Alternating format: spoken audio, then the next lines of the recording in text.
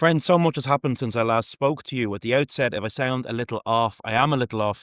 I'm fighting a pitch battle with an infected wisdom tooth that's becoming a real war of attrition, and I'm not winning it. I've been putting off the microphone for a while. I wish these teeth brought wisdom. They certainly don't, and nothing has been as unappealing as talking for any extended period of time. So some people around me would have rejoiced in that, but not the supporters of a podcast who may have been wondering where it is. So yeah, I'm doing my best. Since last posting, much has happened, and most significantly, the loss of Manchán Magan. When myself and Sarah lived in the Black Pits, Manchán was something of a presence in the locality, coming and going from the Fumbally, owned by his beloved partner, or just generally strolling around. And I mentioned in a piece that I recently wrote about him that he recalled to me James Clarence Mangan, the poet who had walked those same streets. In that James Clarence Mangan, he always cut the figure of an earlier time. You know, he always looked about a century behind. And in his Bonine jacket, Manchán could look like a Gaelic revival era Irish Islander walking around. But his world was not narrow at all, and he was as much an internationalist, as he was someone very proud to be Irish. He's a tremendous loss to everyone who knew him, or even those who felt they knew him through the printed word, and he made such an extraordinary contribution to this country. I wrote that anyone who has read Listen to the Land Speak, his best-selling love letter to the land and the soil of the nation, could not help but see the world around them a little differently after. Even Dublin, which we may think of wrongly as being a place removed from the soil, emerges in it as a city wrapped in the ages of history. There's a thrill in standing at the very heart of Dublin, at the site of the original Clia, Manchán wrote, before going on to describe Slícúlan, the route by which traders, adventurers and wandering poets passed through Dublin before the Vikings and even founded a city here in the 9th century. So I dedicate this edition of the podcast to his memory. I think it's a subject he would have found great enjoyment in. Michael Steen is a singer of songs from the Gaeltacht and songs from the city cobbles, who is a familiar face at Ungolian and other singers clubs in Dublin. Interestingly, though, for someone so within the tradition, he's an outsider, born and raised in the United States. His relocation to Ireland, encouraged both by love and his deep passion for the Irish tradition of song, has completely reshaped his life. And he has created quite an incredible thing, a beautifully illustrated calendar of Irish songs, presenting songs that are tied to days, anniversaries, and rituals. Think of dates in song. Some immediately come to mind for me. On the first day of March, it was raining. It was raining worse than anything that I have ever seen, the Pogues. Or it being on the 23rd of June, the day before the fair. Or the 10th of March, when Joe Heaney reminds us of a great fight. To fight upon the 10th of March, those heroes did agree, and thousands came from every place this battle for to see. The Yankees and the Russians, their hearts was filled with glee. They swore the Russian sailor would kill brave Morrissey. The idea of presenting these songs across the calendar year is a pretty novel one, but there's incredible commitment in Michael Steen's work, his commitment to the Irish language, which is really well represented in the calendar, and which is a language that he's really devoted his time to understanding. So I have tremendous respect for what he's done. Féile Auron Tradiisiúnta na hÉireann, the traditional Irish song calendar, and the link for it is in the show description this week. Be sure to check it out. In other news, I'm really glad to announce the Dublin Pub, a social and cultural history, has been nominated for History Book of the Year at this year's An Post Irish Book Awards. I hope you're enjoying the book, whether you've picked one up or got to the library. With a ham and cheese in one hand and a ballot box in the other, I'd appreciate a vote, and that link is in there too. I'm going down to Kilkenomics, kilkenomics.com. Have a look at their programme. It's always a brilliant programme that they managed to put together.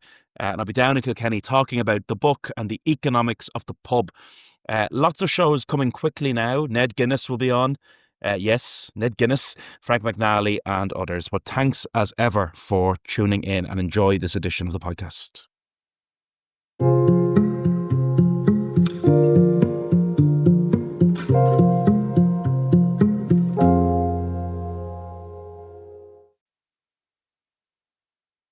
The origin of the traditional Irish song calendar is, of course, here, but the story of its creator begins elsewhere. And as Michael reminded me, Joe Heaney, who we heard singing in its introduction, was no stranger to his part of America, and indeed his part of America, no stranger to traditional Irish music or singing.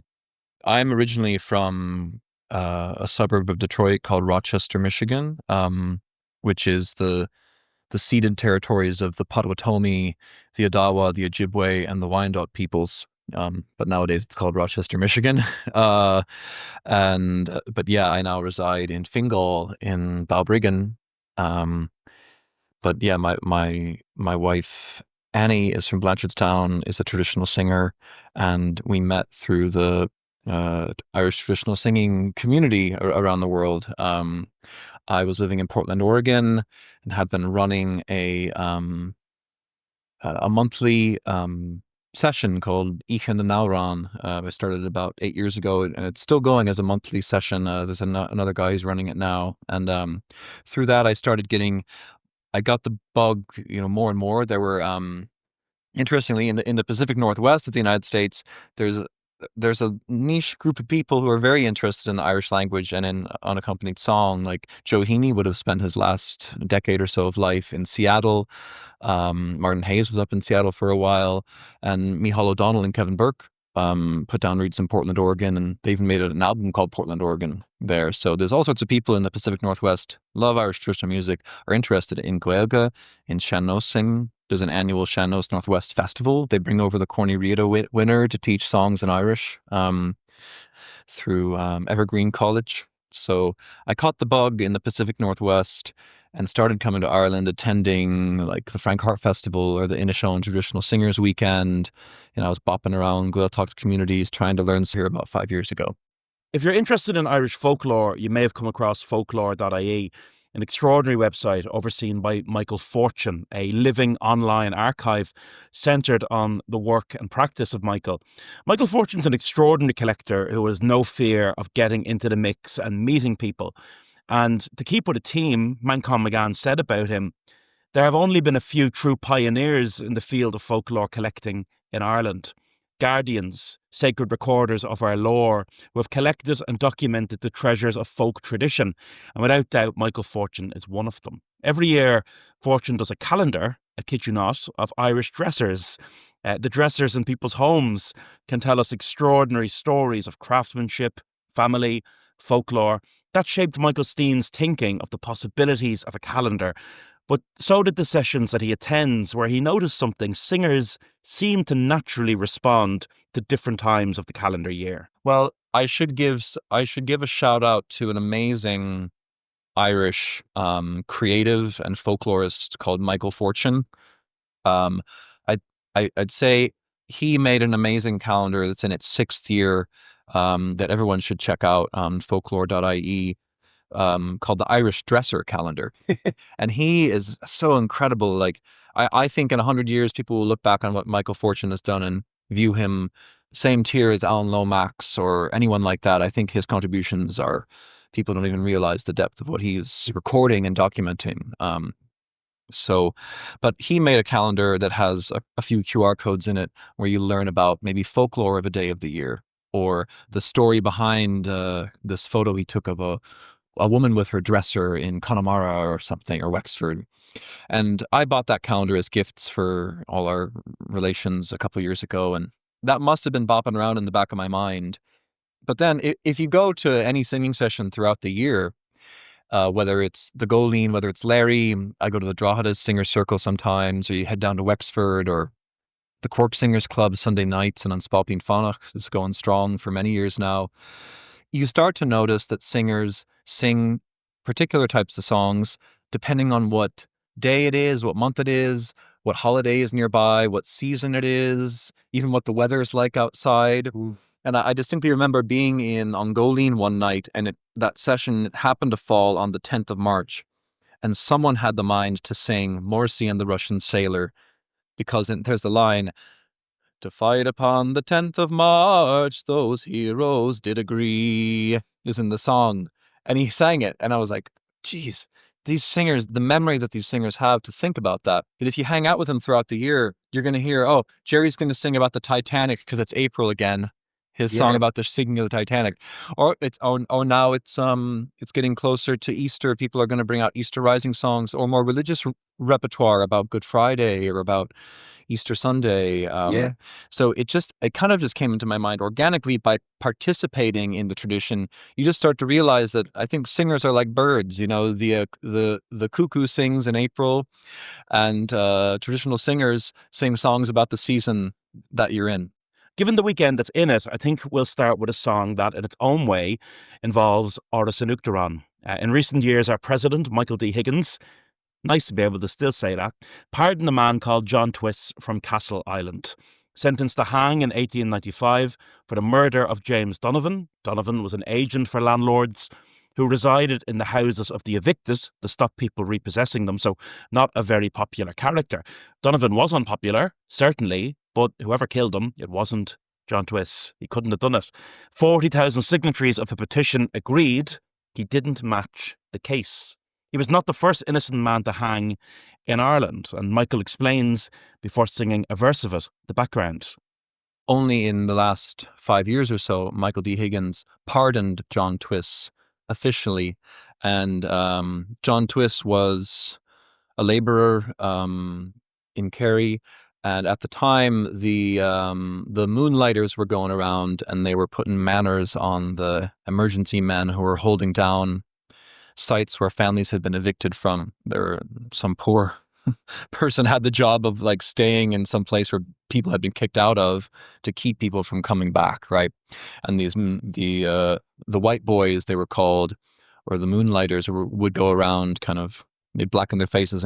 But I guess there was this beating that happened to a guy called James Donovan, and it went a bit too far and they killed him. It came around, they framed, or John Twiss was hung for this crime that he did not commit. And he's now been vindicated, and the family, I think, has been kind of honored by Michael T. Higgins.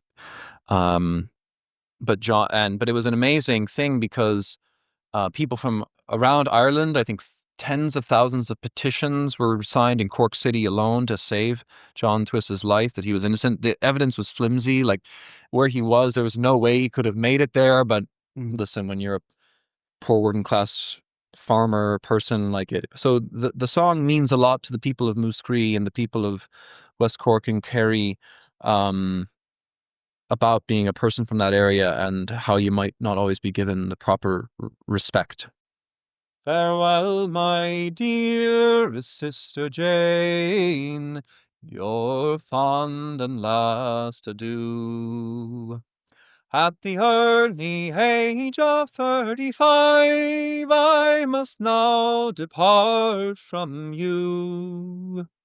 For the murder of James Donovan, I am now condemned to die.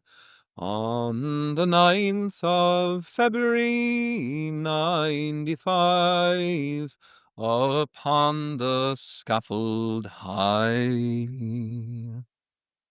The Twiss case made international headlines when Twiss was pardoned by Michael D. Higgins. And Michael said that while we at this remove cannot undo what happened, we do have the power to acknowledge that what happened to John Twiss was a great wrong. I am pleased to be able to formally grant a presidential pardon to him today and to at least set the record straight. I hope that my doing so will bring a sense of closure to his family following almost 127 years. But as Michael Steen reminded me, the case has continued to inspire song and more. The involvement of a certain Murphy of the famed brewing family in the prosecution was never forgiven in some quarters. And like many of the songs and recitations Michael Steen has picked up, this one came from a dear friend. There was a rhyme that was made about it, and this is from Danny Mikey, who I'm happy to say has become a friend of mine, one of the national treasures of the country as far as I'm concerned. They made some rhymes about this. In 95, they hung John Twiss, the man from Castle Island. They framed him on a murder charge down at the Cork Assizes. The foreman on that fatal day, 'twas he that swung the jury. The name they called him was JJ. He owned the Murphy's Brewery. You may sell it up in Dublin, in Belfast, or in Derry. Down here the memory lingers on, 'twill never sell in Kerry. A song concerns William Clements, 3rd Earl of Leitrim, a notorious landlord assassinated in 1878 and today buried in the grounds of St. Michan's Church in Dublin's north inner city. Lord Leitrim, well, it's worth reading an account of his burial, which is quite unimaginable. The mob wanted to wreak their drunken rage on the dead body of the old Earl, as it was not enough that he had been murdered. And when they were disappointed in their charitable desire to throw the corpse into the street, they howled and yelled, an accompaniment of brutal hate to the funeral service. It was a disgraceful affair, scarcely possible in any other latitude of the civilised world.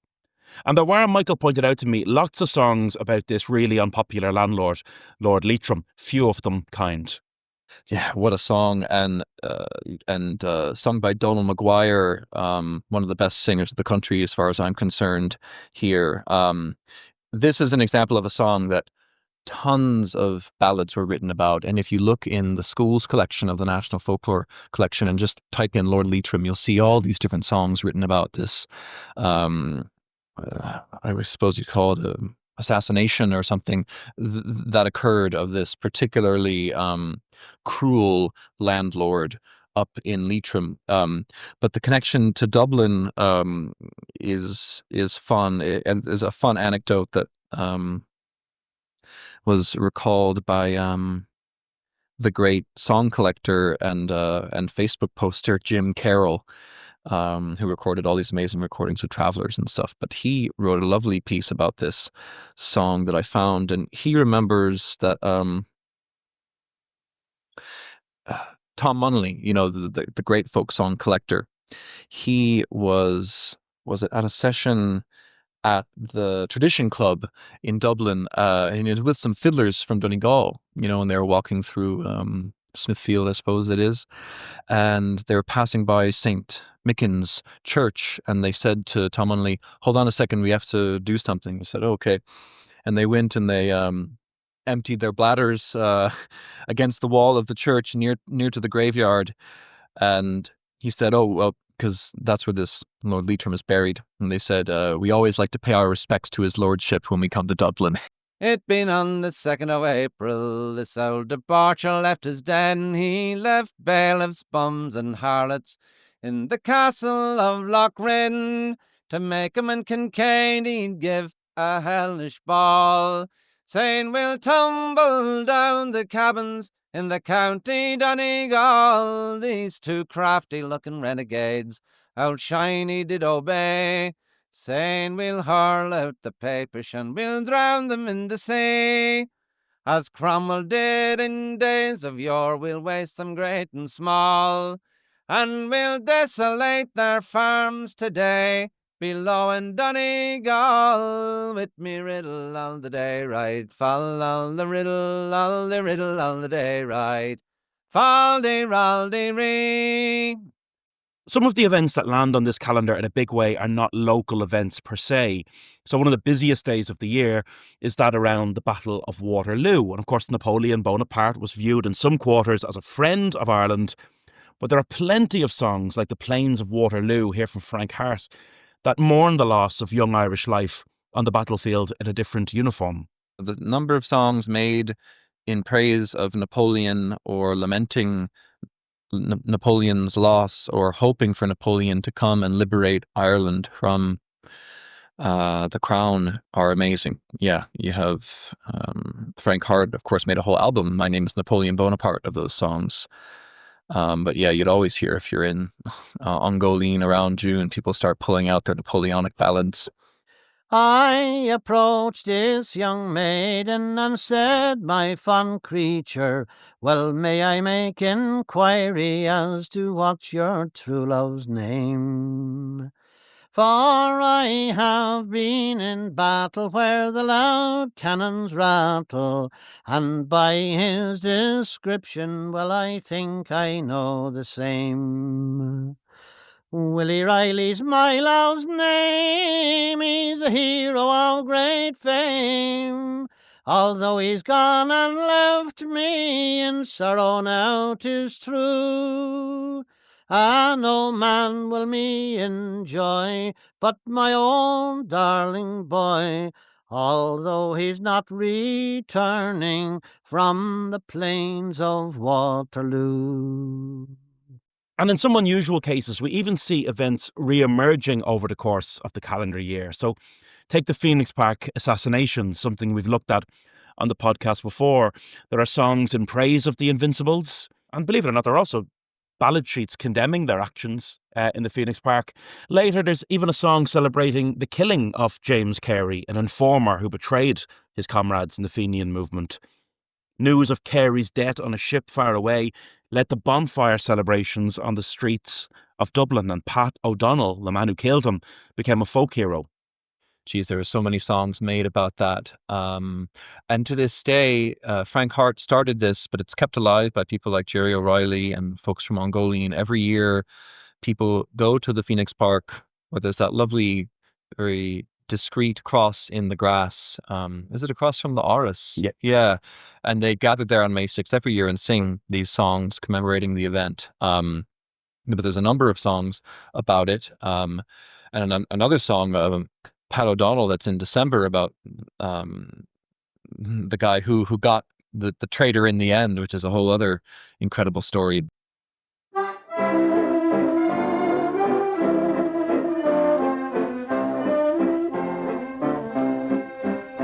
My name is Pat O'Donnell and I come from Donegal.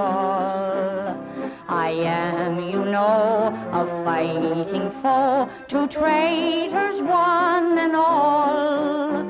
For the shooting of James Carey, I was tried in London town.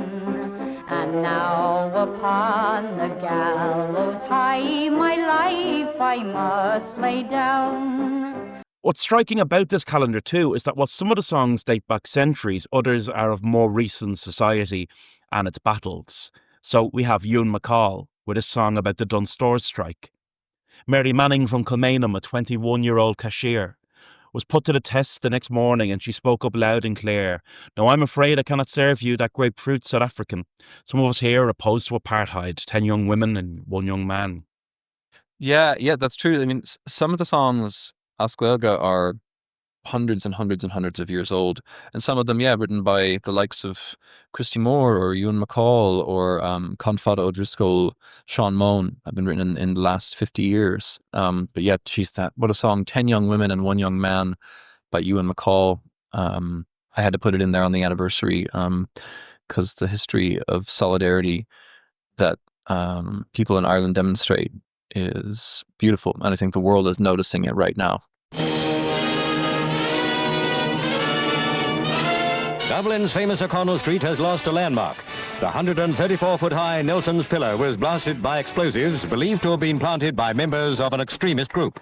It's incredible. There are certain events that, Nelson's Pillar, and one that was only in the last 60 years, that people wrote songs the day it happened. I think Tommy Macon wrote a song when he was on the subway in New York City about it the day after it happened, nearly.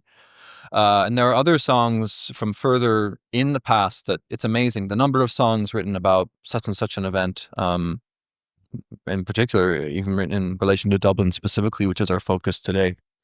Some of the days in the calendar are not as immediately recallable to us now as they once would have been to people. Take Ivy Day, marking the anniversary of the uncrowned King of Ireland, Charles Stuart Parnell.